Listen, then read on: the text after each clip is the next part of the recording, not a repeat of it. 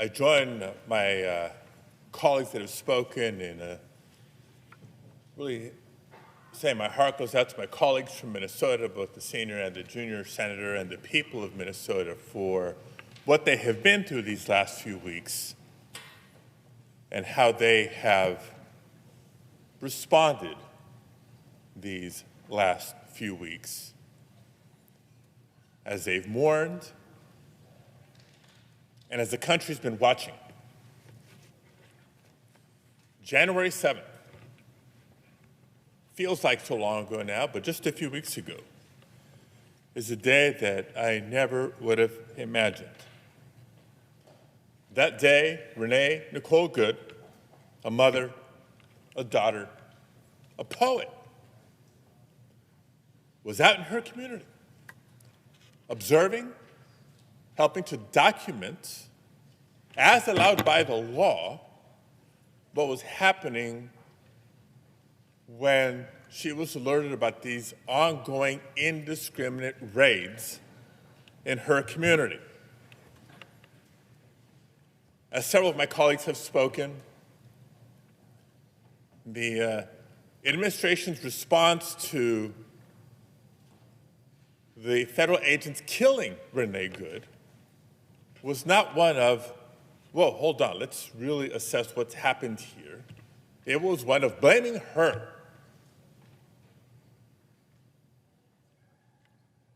The response was so faulty by the administration. Forget the investigations that should have taken place, and I'll talk about that in a minute. But when the President of the United States and the Vice President of the United States respond to an incident like that by messaging to federal agents, don't worry, you have complete immunity. First of all, that's not true. Second of all, it's the opposite of the message that we should be sending if we're trying to de-escalate tensions and make sure that law enforcement abides by the law. And I remind us of that because, sadly, it is not shocking when we reflect on what happened on January 24th. This time, Alex Jeffrey Pruddy, a son and an ICU nurse at the local Veterans Administration hospital, was out lawfully, peacefully, observing and helping document more of this ICE and CBP activity in Minneapolis. And he was shot in the back and killed.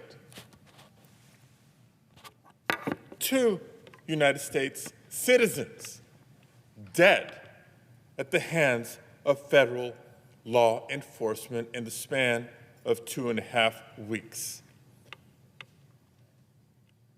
They're dead because ICE and CBP have been encouraged by the White House to act with impunity. Colleagues, it was about 7 months ago that I stood here on the floor to warn all of you and the American people that the Trump administration at the time, so this will go back to last June, the Trump administration was using Los Angeles as a test case, testing how far federal agents could go in this indiscriminate, increasingly violent and cruel mass detention and deportation agenda, how far they could go before exporting this model throughout the country. I never in my life have wanted to say more than I do today that I wish I was wrong. But for the better part of the past year, communities across the country have been subjected to this relentless aggression. Los Angeles, Washington, D.C., Chicago, Portland, Charlotte, and others, and now Minneapolis. You've seen the videos. I've seen the videos. We've all seen the videos.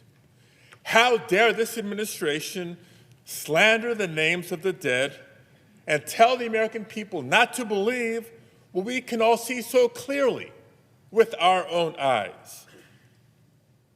How dare this administration act as if the laws passed by this body do not apply to them? And so, yes, colleagues, it is time to say enough.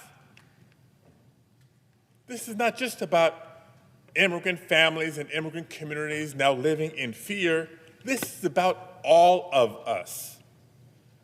No one in this country, immigrant, citizen, veteran, should fear for their life, for exercising their constitutional rights, for standing up for their neighbors.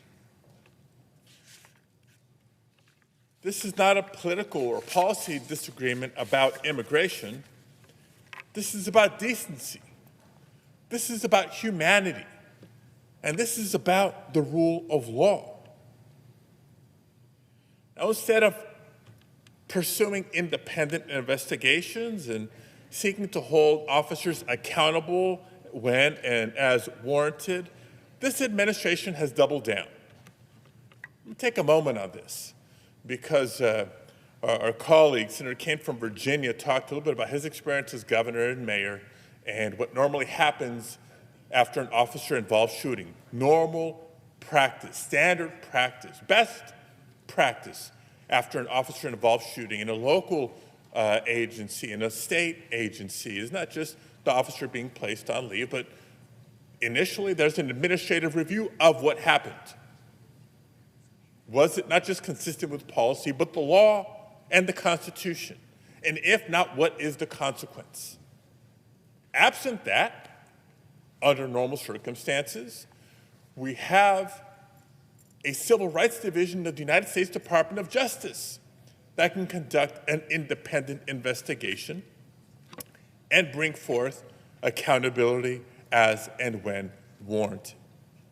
Sadly, that is not the case with this administration. Not the objective internal review, not a civil rights division of the Department of Justice review. Instead, they tell officers, you have complete immunity, and they double down. And so the abuse has continued. And by the way, it's not just on the streets. The videos you have not seen is the abuse and inhumane treatment that continues inside some appalling and inhumane private detention facilities, where, colleagues, if you haven't heard, 32 detainees died last year, the most deadly year for those in ICE detention facilities in a long, long time. And an additional 6 this month alone. We're already on track to exceed last year's most deadly number. Talk about the people held in detention centers like the one that Senator Schiff and I visited just last week in California City. Many there being denied basic medical care, even urgent medical care. People denied easy access to legal counsel, to due process, to fundamental dignity. And what has the Republican majority in Congress, how have they responded to this cruel and vindictive mass deportation campaign? Silence. Inexcusable or unacceptable silence. And for those who have not been silenced, I've heard cheering on of what the administration is doing. Colleagues, since last July, there's been dozens of incidents involving excessive force by federal agents, including at least 17 shootings. Instead of asking questions and demanding accountability, our Republican colleagues here have applauded the administration and chosen to give the Department of Homeland Security billions more dollars. And now they're suggesting that DHS needs even more. How much more must our communities and our country endure before our Republican colleagues join us in saying enough? How much more, colleagues, before you agree to impose the real guardrails on a DHS that chooses to investigate itself, that stonewalls oversight, that even fights court orders to preserve evidence in the killing of an American citizen? Not destroying evidence should go without saying. It should be compelled by a federal judge, just like true, objective, independent investigations after incidents like this should go without saying. But we're not living in normal times. We continue to see ICE and CBP behave as though they are above the law. And because this administration has told them they are, and because Republicans in Congress have not told them that they're not. But we have an opportunity to change them, to collectively, on a bipartisan and bicameral basis, let those agents know no one is above the law. That is not just an opportunity, but an obligation that we have in this moment. Public safety depends on legitimacy, and legitimacy depends on accountability and speaking the truth. Our laws mean nothing if those that are assigned to enforce the laws believe that the laws don't apply to them. And so, colleagues,